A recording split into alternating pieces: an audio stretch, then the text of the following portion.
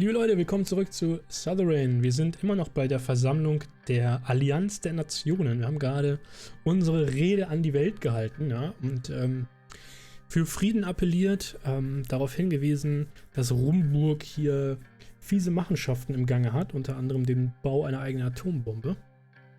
Und jetzt spricht der Präsident von Acacia, Dwight Walker.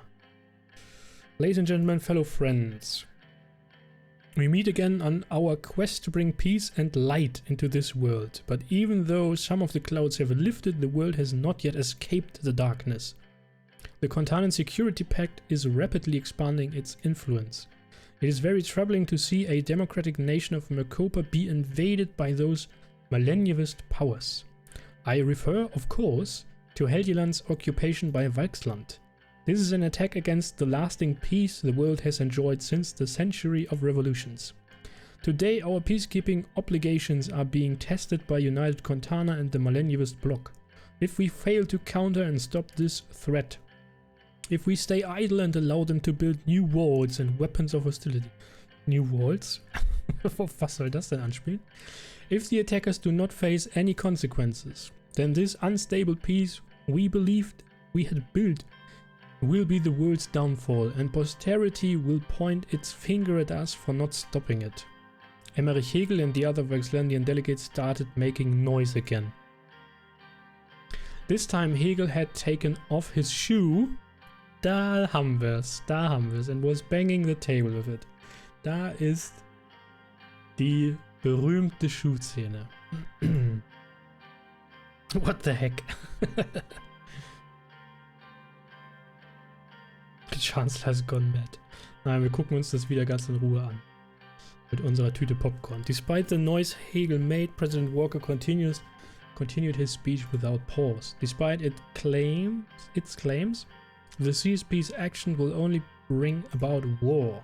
We believed United Contana and Acacia, together with their allies, could come to an understanding for our mutual benefit and our desire to avoid the destruction of the world. Yet, United Contana keeps acting in complete disregard to international law. Their allies are forcefully taking land and imposing their own values on the people of those lands.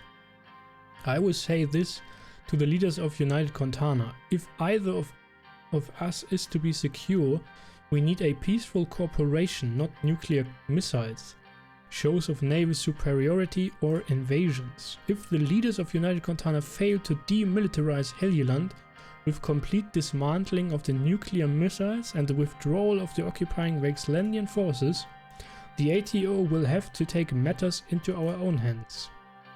Hegel stood up with the shoe in his hand.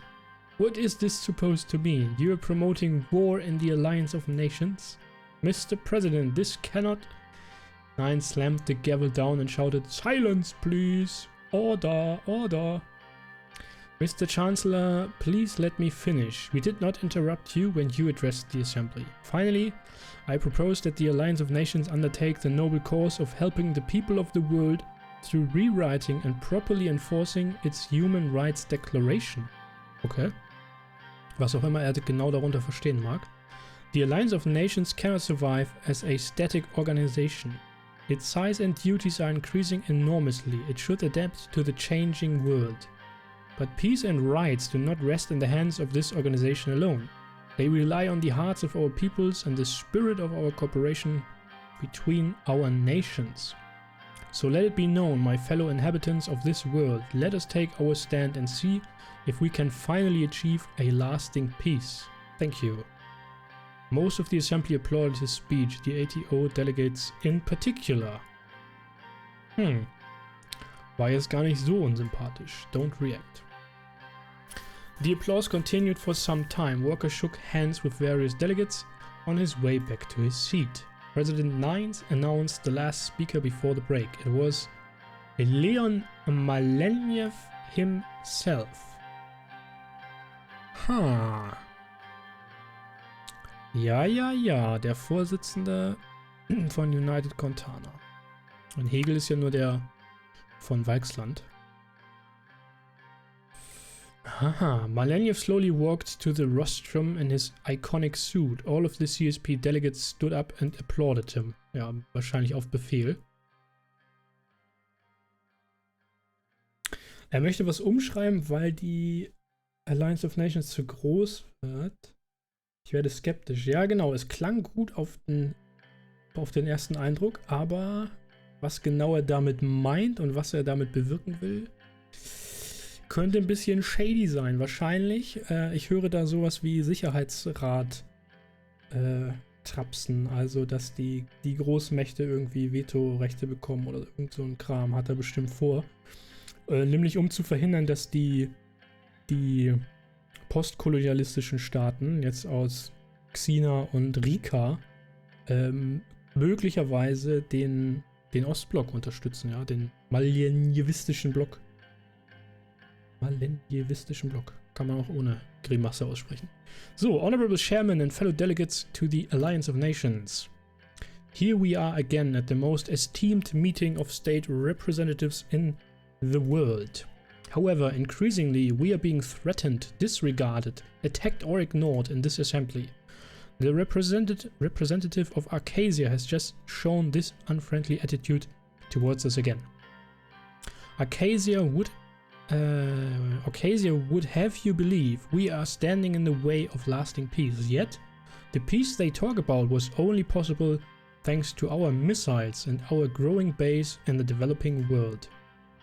The ATO kept waging wars against people's revolutions and forcing new independent states to be their puppets, binding them to themselves through the Arcasian lira.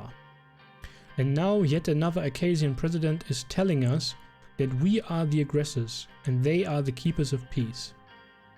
We will not be silent anymore against these lies. When was this peace you talk about? Where was this cooperation between our countries? Have you ever accepted our invitation to talk about denuclearization? Oh, das kommt von denen. Okay.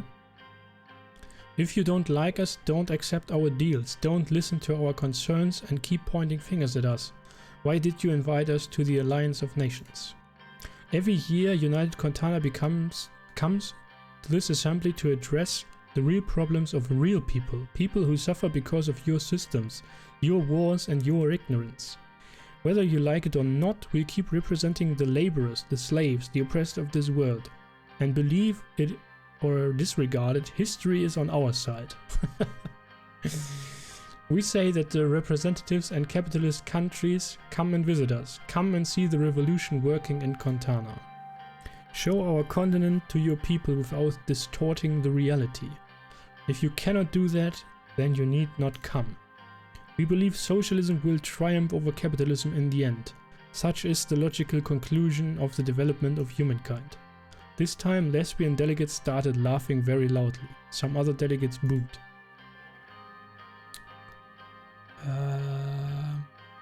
Keep watching, as always. You can keep laughing, gentlemen. Communism will bury you. Okay. Suddenly the laughing turned into shouting. If you really believe in cooperation, we will be waiting. We are not going anywhere. However, if the ATO keeps intervening in our matters, it is natural that the CSP would react.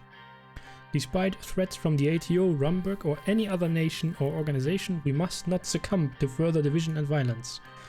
We must ask ourselves, what do the people of our countries expect of us? They surely don't want war and bloodshed. So let us leave to our children and grandchildren good memories of our time and a better future for all. Let them look at history and say, once there were great divisions and complex problems, but the leaders of the world came together in the Alliance of Nations and succeeded in settling them in order to ensure our peaceful lives. Let us act in such a way to make this session not a session of threats, but a session of hopes and the realization of them. The government of United Contana and the United Peoples of Contana are ready to serve their duties for world peace. Long live the People's Revolution. Können wir jetzt direkt mitschreien? Tja. Die sind schon stalinistisch, oder nicht? Carlos Marquia. Wer kennt ihn nicht, den Mann mit dem Bart? Carlos Marquia.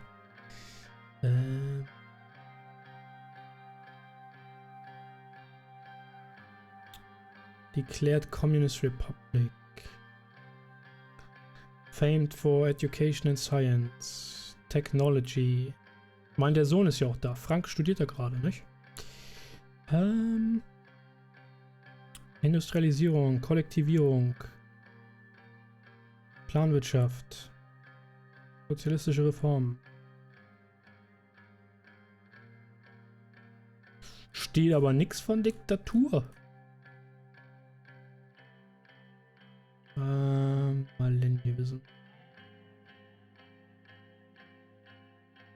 Vanguard Party, ja, okay, das deutet natürlich schon darauf hin.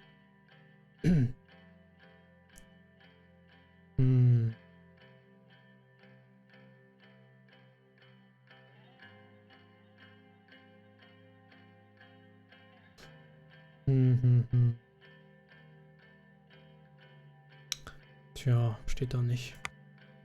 Da werden wir uns da mal weiter bedeckt halten. Do not react. The assembly broke into massive applause. Okay. Ja gut, war wegen der neuen Mitgliedstaaten, nehme ich mal an. The applause continued for some time. Maleniev slowly walked back to his seat as the President announced a break. That was a lot. Ja, ich glaube, wir haben tatsächlich 3 Folgen damit jetzt voll gestopft. Atomentwaffnung wäre wirklich mal was, ja. Tensions are too high. Let's grab some lunch. It was troubling. Ja, schon irgendwie. It's quite scary to be honest. We need to be careful, meint auch David. We walked out of the hall to have some lunch and fresh air. Und es gibt neue Berichte und Zeitungsartikel. Military Command delusional. The facts are out there. Rumberg is stronger than us, despite the military command's claims for many years. They are deluding the people of Sordland into thinking that we can really win by ourselves, yet with our current direction we might actually go to war against them. Last year's report stated that Rumberg has more than 1 million soldiers they could deploy. 1 million with 6 zeros. We can never hope to match them on numbers. That's not all. They are ahead of us in almost every aspect militarily. If left to our own devices, our military would not be able to defeat them. Ja, technologisch hatten wir auch schon gehört, sind sie fortschrittlicher. Ganz abgesehen von einer möglichen Atombombe, falls sie die dann fertiggestellt bekommen. So. Sordland grossly overestimating itself against Rumberg.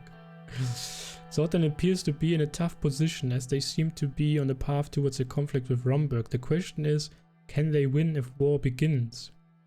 Rumberg is known for being a military giant compared to Sordland and a threatening force. Compared to its neighbor, they simply have more manpower, more planes, more ships, better technology, more strength overall.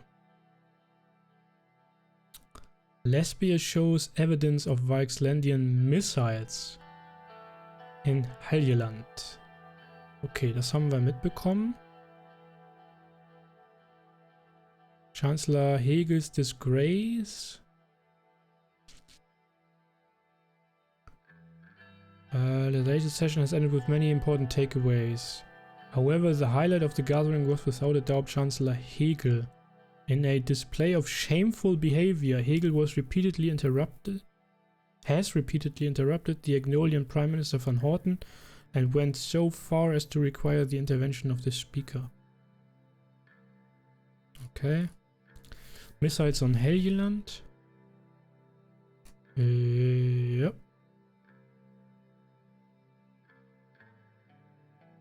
Agnolian forces did not react apart from 2 airstrikes since the invasion, and it is unknown if the conflict will be concluded officially anytime soon. Die haben noch nicht zurückgeschlagen. Das ist spannend. Das lässt zumindest hoffen. Ja, genau. Lieber kapitulieren. Nee, ich bin mal gespannt, wohin das führt. So, schauen wir uns in die kleinen Berichte an. Navy oversees import and export flow. Under the orders of the military, naval corps are being transferred from the Conrad Naval Base to the port of Lackhaven in order to better oversee the flow of imports and exports. Halt, stopp, was ist hier los? Naval Corps are being transferred from Conriad to Leckhaven. Okay, also Conriad ist hier unser Hauptmarinestützpunkt. Offensichtlich werden Marinetruppen, also Landtruppen, nach Leckhaven verlegt, um Import und Export zu kontrollieren. Aber warum? Was wollen sie damit erreichen? Versucht das Militär gerade einen Putsch vorzubereiten? Ist es soweit, nachdem sie jetzt die Kontrolle über Estot übernommen haben? Wollen sie den Handel abschneiden oder was ist los? Gewaltsame Proteste. Out of control. Looting at the shops along Republic Avenue. Naja. Das ist ja immerhin besser, als wenn sie sich alle über den Haufen schießen. So.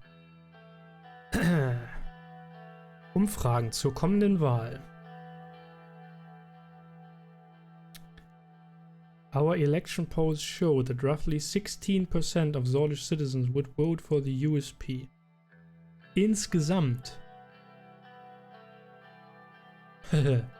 Ja, und wenn die anderen, wenn jetzt die kommunistische Partei, also die Volksfront, die kommunistische Partei und die Blutische Arbeiterpartei haben zusammen fast 20%, ne? Hatten sie zumindest bei der letzten Wahl. Und da die Unterstützung der Blutischen Arbeiterpartei zunimmt, würde ich mal sagen, dass sie mindestens 20% haben. Matrosenaufstand? Na, ich glaube nicht. Es sei denn, sie wehren sich gegen die Befehle des Militärs. Mal sehen. 16% ist nicht so viel, ne? Wobei, wie viel Prozent haben wir denn? Huch, da wollte ich gar nicht hin. Ich wollte hier. Kann man das hier sehen? Das sind ja nur die Sitze.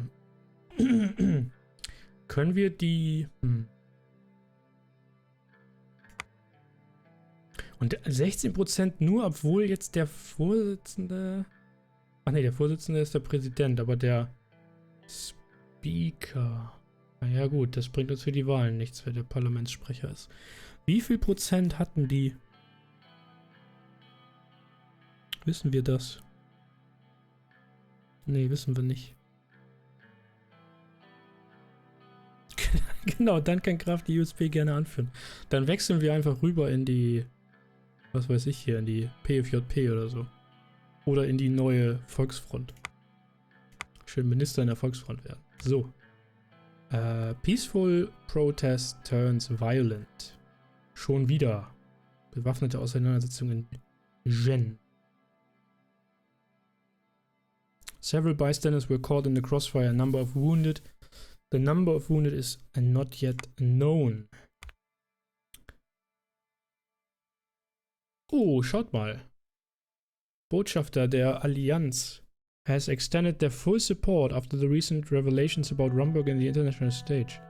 Sordland has received a guarantee that the international community will stand by its territorial integrity and independence. Das ist doch schon mal eine gute Nachricht. Und jetzt treffen wir uns mit unserem Außenminister, David. Man nennt ihn auch das Chamäleon.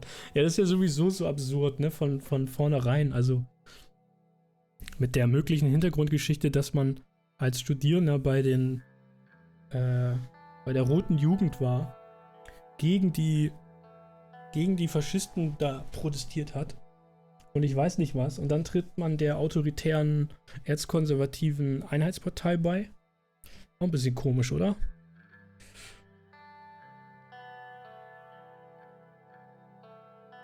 Da hätte man dann doch eher vermuten sollen, dass er, ich weiß nicht, sich der kommunistischen Partei zuwendet oder zumindest der Freedom Party. Tja. Das finde ich so eine, das heißt eine Schwäche, aber es ist natürlich klar, dass das Spiel nicht super weite Möglichkeiten in der Hintergrundgeschichte zulassen kann. Ja, oder zumindest nur begrenzt zulassen kann. Ich hätte mir gewünscht, dass es ein bisschen weiter geht, dass auch andere Parteien das hätten sein können, wobei ja, dann ist man halt nicht in, also das Problem ist ja das Problem, ne? Man will irgendwie erlauben, dass die SpielerInnen eine eigene Vorgeschichte kreieren kann, um sich sozusagen mit diesem Charakter identifizieren zu können. Vielleicht. Oder halt wie auch immer. Irgendwas auszuprobieren. Was auch immer die Motivation sein mag. Gleichzeitig will man dieses Konstrukt, hier gibt es eine konservative Partei, die ist nicht ganz ultra rechts, da gibt es noch welche rechts von denen, aber die ist auf jeden Fall auch nicht progressiv. Und jetzt hast du als Spielerin die Wahl und kannst entweder versuchen, progressive Reformen durchzuführen, das Ganze noch weiter autoritär zu gestalten oder keine Ahnung. Also das ist halt so der Kernwiderspruch, ja, die, soll man sagen, die Hauptaussage oder das Hauptproblem, das das Spiel behandeln will, passt dann in dem Fall nicht mit dem, sagen, untergeordneten Aspekt der Vorgeschichte zusammen. Das hätte man dann vielleicht anders lösen müssen. Na gut, aber die Uhr sagt mir, ich muss mal wieder auf den Knopf drücken, bevor wir mit unserem Außenminister sprechen. Wir sehen uns beim nächsten Mal. Bis dann, euer Jan.